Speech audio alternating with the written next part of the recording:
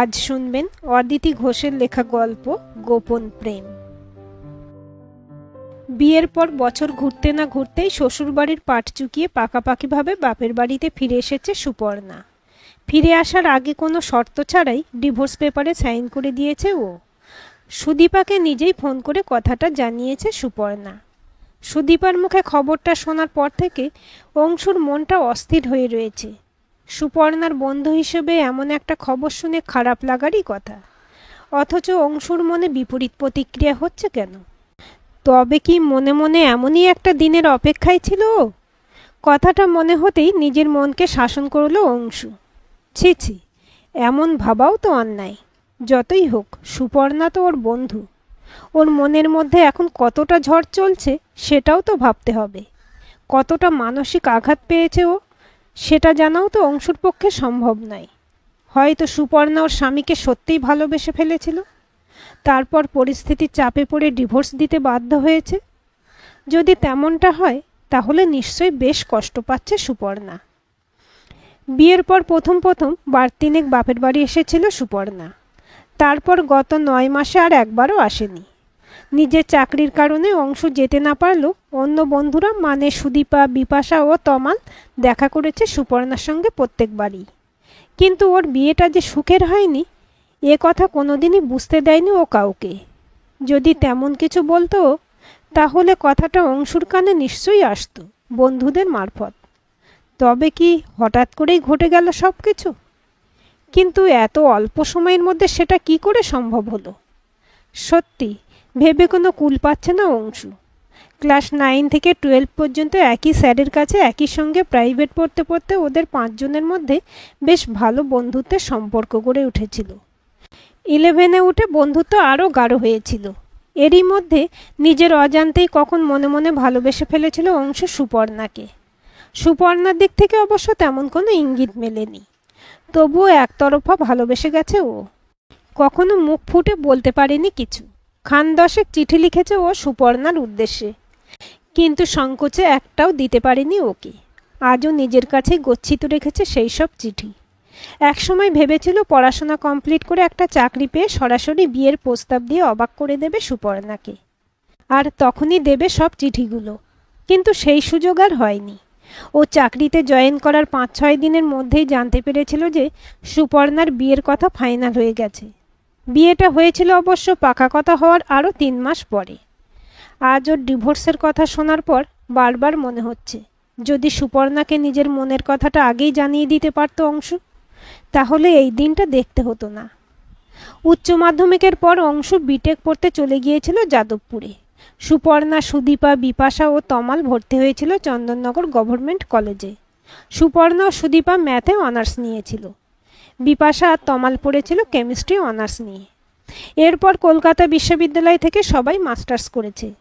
নিয়মিত সকলের সঙ্গে অংশু দেখা না হলেও প্রতি রবিবার ওরা একসাথে এসে বিকেলটা কাটাতো হুগলি স্টেশনে প্ল্যাটফর্মে একটা কংক্রিটের বেদিতে বসে। বেশ কিছুক্ষণ আড্ডা দিয়ে চাটা খেয়ে বাড়ি ফিরত ওরা। এছাড়া ফোনে সকলের সঙ্গে সকলের নিয়মিত যোগাযোগ ছিল। বিটেক কমপ্লিট করেই চাকরি পেয়ে গেছে অংশু। তমাল একটা ওষুধের কারখানায় চাকরি পেয়েছে। বিপাশা রেলে একটা জব পেয়েছে। সুদীপা একটা টিউটোরিয়াল হোমে পড়ায়। সুপর্ণার বিয়ে হয়ে যাওয়ার পর ও অনেকটা বিচ্ছিন্ন হয়ে গেল, আর সকলের সঙ্গে সকলের নিয়মিত যোগাযোগ আছে। এখনও মাসে 2-1 বার ওরা দেখা করে কোনো রেস্টুরেন্টে। আজ সন্ধে 6টায় সুদীপা, বিপাশা, তমাল দেখা করতে যাবে সুপর্ণার সঙ্গে। ওরা সবাই ফোন করে অংশুকে যেতে বলেছে। কথাটা শুনে থেকে সুপর্ণার সঙ্গে দেখা করার জন্য মনে মনে অস্থির হয়ে উঠেছে অংশু। আজ রবিবার, তাই বাড়িতে বসে বসে সময় গুনছে ও। বিকেল থেকে ঘন ঘন সময় দেখছে মোবাইলে। শুধু মনে হচ্ছে কখন দেখতে পাবে সুপর্ণাকে। এখনও সুপর্ণা কিছুই জানে না, তবুও মনে মনে সুপর্ণাকে নিয়ে নতুন করে স্বপ্ন দেখতে শুরু করেছে ও। অংশু চিরকালই একটু চাপা স্বভাবের, তাই নিজের ভালোবাসার কথাটা শুধু সুপর্ণাকে নয়, জানতে পারেনি কোনো বন্ধুই। যদি কোনো বন্ধুকে জানাতে পারত তাহলে নিশ্চয়ই কথাটা সুপর্ণার কানে পৌঁছাতো। সেক্ষেত্রে হয়তো অপেক্ষা করতে পারত অংশুর জন্য। যদিও কি হতে পারত সেটা ভেবে আজ আর কোনো লাভ নেই। যেটা হতে পারে ভবিষ্যতে সেটা নিয়ে ভাবতে হবে এখন। তাই তো আজও সব সংকোচ কাটিয়ে বাবা মাকে নিজের মনের কথাটা জানিয়েছে। আজও তৈরি হয়েই যাচ্ছে। বেরোনোর আগে সুপর্ণাকে লেখা চিঠির গোছাটা নিজের ব্যাগে ভরে নিয়েছে। সন্ধে 6টার আগেই ওরা সবাই চলে এসেছিল স্টেশন চত্বরে ওদের নির্দিষ্ট বসার জায়গায়। সেখান থেকে সকলে একসাথে সুপর্ণাদের বাড়ি এসেছে। দরজা খুলেই ভেতরে আসার জন্য আমন্ত্রণ জানালেন সুপর্ণার মা তপতী বসু। ওরা ঢুকতেই উনি বললেন, পর্ণা ওর ঘরেই আছে, তোমরা যাও। এই 7 দিন নিজের ঘরে একা একাই থাকছে, কারো সঙ্গে ভালো করে কথাও বলছে না। তোমাদের সঙ্গে কথা বলতে পারলে ওর মনটা হয়তো অনেকটা হালকা হবে। নিজের ঘরে জানালার দিকে তাকিয়ে চুপচাপ খাটে বসেছিল সুপর্ণা। সুদীপাদের আসতে দেখে খাট থেকে নেমে পড়ে ও বলল, তোরা এসেছিস? এতক্ষণ তোদের অপেক্ষাতেই ছিলাম। তোরা আমার বন্ধু হওয়া সত্ত্বেও তোদের সঙ্গে নিজের কোনো কথা শেয়ার করতে পারিনি এতদিন। আজ তোদের কাছে সব কিছু বলে মনটাকে হালকা করব। এখানে সকলের বসার অসুবিধা হবে, চল ড্রয়িং রুমে বসি। সুপর্ণার পিছু পিছু ড্রয়িং রুমে ঢুকলো ওরা। সোফায় বসতে বসতে সুদীপা বলল, খবরটা তোর মুখে শুনে সত্যি অবাক হয়েছিলাম। হঠাৎ করে কিভাবে এত দূর গড়ালো সব কিছু, সেটাই আমরা কেউ বুঝতে পারছি না। চাপা দীর্ঘশ্বাস ফেলল সুপর্ণা। না রে, ঠিক হঠাৎ করেই সব কিছু যে হয়েছে তা নয়। বিয়ের 3 মাস পরেই আমি জানতে পারি যে এক মহিলা কলিগের সঙ্গে অনুপমের ঘনিষ্ঠ সম্পর্ক আছে। মহিলার নাম মল্লিকা। ওদের সম্পর্কটা আমাদের বিয়ের অনেক আগে থেকেই যে ছিল সেটা অনুপম নিজে মুখেই স্বীকার করেছে। বিপাশা বলল, তাহলে তাকে বিয়ে না করে তোকে বিয়ে করলো কেন অনুপম? কারণ সেই মহিলা বিবাহিত ছিল। আমাকে অনুপম বিয়ে করার 3 মাস পরেই মল্লিকার ডিভোর্স হয়ে যায়। তারপর থেকে মল্লিকা বাপের বাড়িতে থাকতো। ওর বাপের বাড়ির লোকেরা জানতো অনুপমের সঙ্গে ওর সম্পর্কের কথা, তাই এবার আরও বেশি করে মেলামেশা শুরু করে ওরা। মল্লিকা আমার শ্বশুর বাড়িতেও আসতে শুরু করে নিয়মিতভাবে। আমার শ্বশুরমশাই ও শাশুড়িমা ওকে খুব পছন্দ করতেন, তাই প্রশ্রয় দিতেন খুব। ওনাদের ব্যবহারে মনে হতো মল্লিকাই ওনাদের ছেলের বউ, আর আমার সঙ্গে ব্যবহার করতেন বাইরের মেয়ের মতো। অত্যন্ত প্রশ্রয় পেয়ে মল্লিকার সাহসটা এতটাই বেড়েছিল যে আমার সামনেও অনুপমকে জড়িয়ে ধরত, এমনকি চুমু পর্যন্ত খেত। এসব দেখে অনুপমের সঙ্গে কথা বলতে আমার রুচিতে বাধ্য। ওর সঙ্গে এক ঘরে শোয়া বন্ধ করেছিলাম। ওর ঠাকুরমা আমাকে খুব ভালোবাসতেন, আমি ওনার ঘরে থাকতাম। তমাল বলল, তুই ওইভাবে ওখানে পড়ে না থেকে বাবা মাকে সব কিছু জানিয়ে অনুপমের নামে কেস করিসনি কেন? কেস করে কি হতো? আমার সাপোর্টে কেউ ছিল না, আমি কোনো কিছু প্রমাণ করতে পারতাম না। বাবা মায়ের সঙ্গে কথা বলে আমি ডিভোর্স চাইব ঠিক করেছিলাম, তবে আমাকে কিছু করতে হয়নি। আমি চাওয়ার আগেই অনুপম নিজে মিউচুয়াল ডিভোর্স চায় আমার কাছে। অবশ্য বিনিময়ে 10 লক্ষ টাকা দিতে চেয়েছিল। আমি টাকা নিতে রাজি হইনি।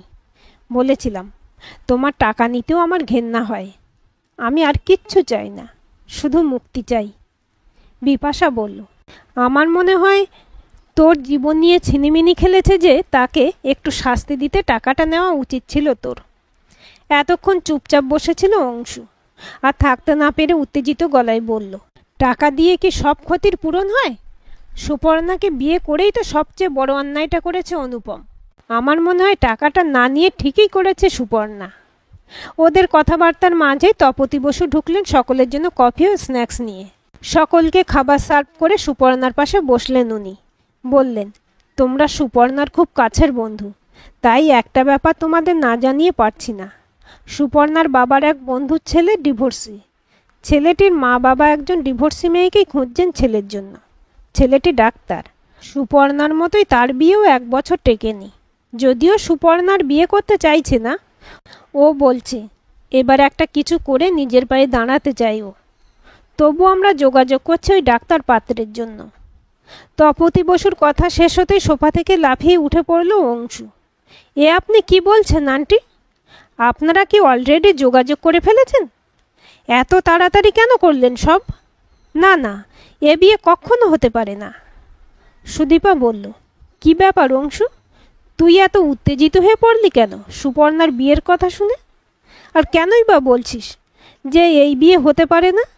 ওর বাকি জীবনটার কথা ভেবেই তো এমন সিদ্ধান্ত নিচ্ছেন আঙ্কেল ও আন্টি।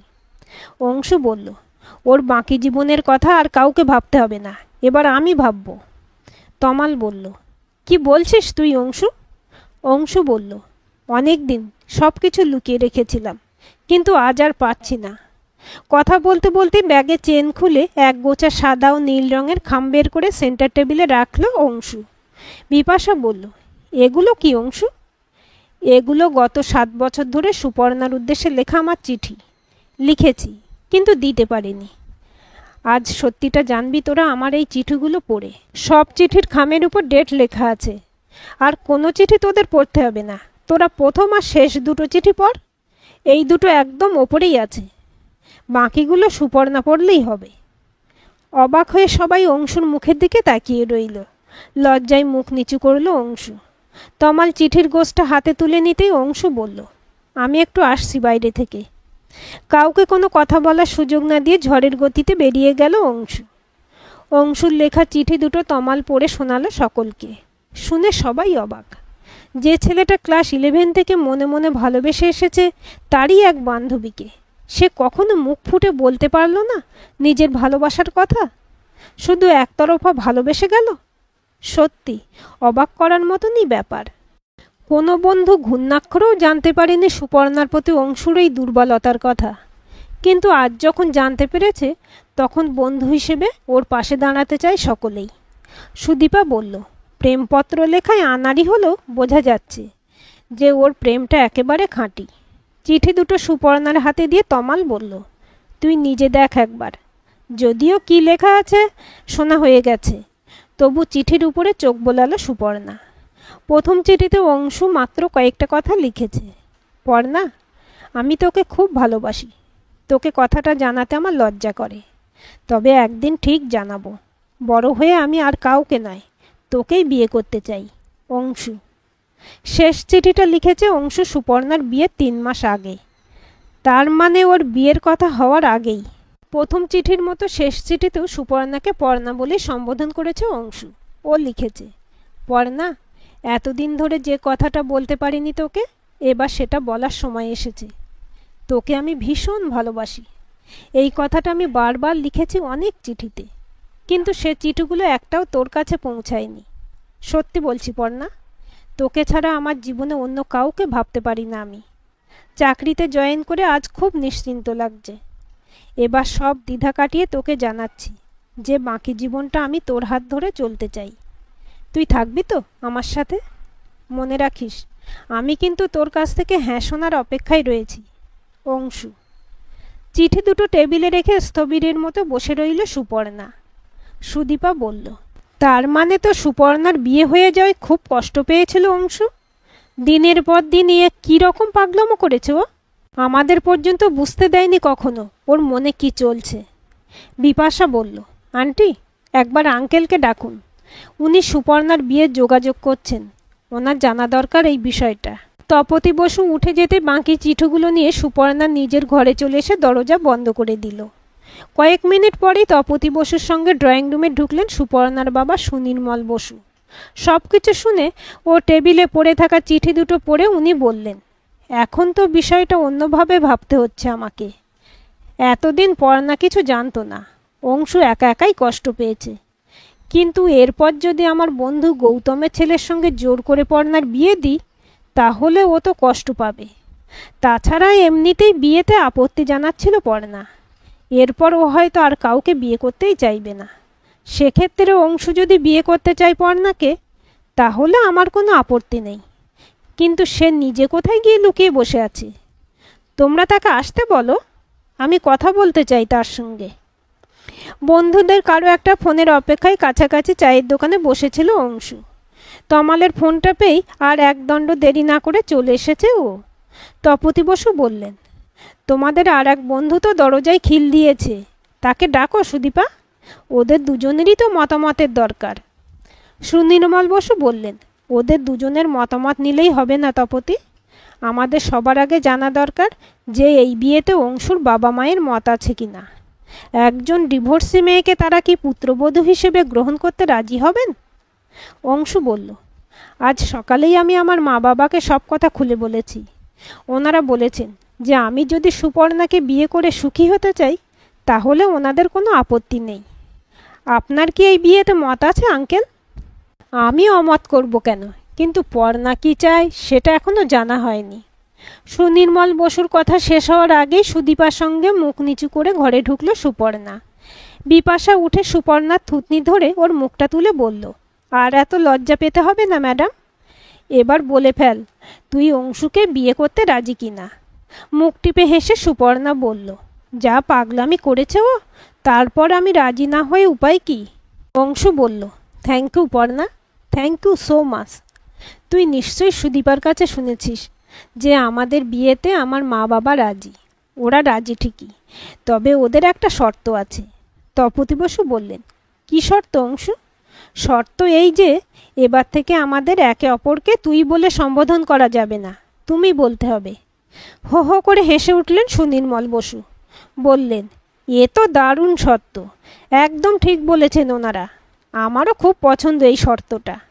আমি কালই তোমাদের বাড়ি গিয়ে তোমার বাবা মায়ের সঙ্গে কথা বলে আসব। তুমি কথাটা ওনাদের জানিয়ে রেখো। অংশু বলল, নিশ্চয়ই জানিয়ে রাখবো। আজ এবার আসি আমি। অংশু উঠে পড়তেই উঠে পড়ল বিপাশা, সুদীপা ও তমাল। দুদিন আগে অংশুর সঙ্গে সুপর্ণার বেশ ঘটা করে আনুষ্ঠানিকভাবে বিয়ে হয়ে গেছে। আজ ওদের ফুলশয্যা। আমন্ত্রিতরা একে একে সবাই চলে গেছেন। বন্ধুরাও বিদায় নিয়েছে নবদম্পতিকে শুভরাত্রি জানিয়ে। ফুল বিছানো খাটের এক কোণে বসেছিল সুপর্ণা। ঘরের দরজা বন্ধ করে সুপর্ণার পাশে এসে বসল অংশু। সুপর্ণার হাত দুটো ধরে আবেগ জড়ানো গলায় ও বলল, দীর্ঘ প্রতীক্ষার পর আজ আমি আমার ভালোবাসার মানুষকে কাছে পেলাম। এতদিনে আমার প্রেম সার্থক হলো। আমি ভীষণ ভীষণ খুশি। তুমি খুশি তো পর্ণা? সুপর্ণা বলল, খুশি, তবে তোমার এই পাগলামো দেখে অবাক হয়েছি। এত যখন ভালোবাসতে তখন জানাতে কি হয়েছিল? এত লাজুক তুমি। সুপর্ণাকে জড়িয়ে ধরে অংশু বলল, সব লজ্জাকে দূরে সরিয়ে শেষ পর্যন্ত তো আমার গোপন প্রেমকে প্রকাশ্যে আনতে পেরেছি, তাই আর লাজুক বলো না। আর আজকের পর থেকে আর আমাকে লাজুক বলার স্কোপ তুমি পাবে না। এবার লজ্জায় মুখ নিচু করল সুপর্ণা। দুহাত দিয়ে ওর মুখটা তুলে ধরে ওর ঠোঁটে নিজের ঠোঁট ছোঁয়ালো অংশু। আজকের গল্পটি আপনাদের কেমন লাগলো কমেন্ট করে জানাবেন। ভালো লাগলে লাইক, শেয়ার, সাবস্ক্রাইব করবেন এবং নতুন ভিডিও আপডেট পেতে বেল আইকনটি ক্লিক করে রাখতে ভুলবেন না।